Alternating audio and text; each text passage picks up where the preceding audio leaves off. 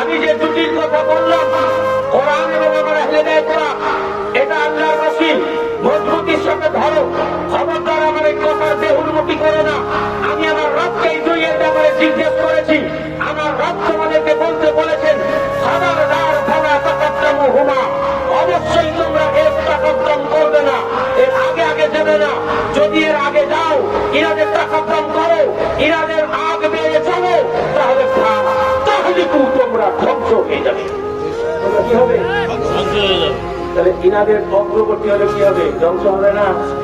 তারপরে ওনারা কথা বলার আগে কথা বলো না, ওনারা খাওয়ার আগে খেও না, ওনারা চলার আগে চলো না, ওনারা ফতোয়া দেওয়ার আগে ফতোয়া দেও না, ওনারা মশালা বর্ণনা করার আগে মশালা বর্ণনা করো না, ওনারা যেটা বলেননি তার বিরুদ্ধে বলো না, ওনারা যেটা করেননি তার বিরুদ্ধে করো না, ওনারা যেটা বলছেন তা মেনে নাও। ওনাদের অগ্রবর্তী হয়ে ওনাদের এগেন্স্টে যদি কথা বলো, তাহলে খুব ধ্বংস হয়ে যাবে।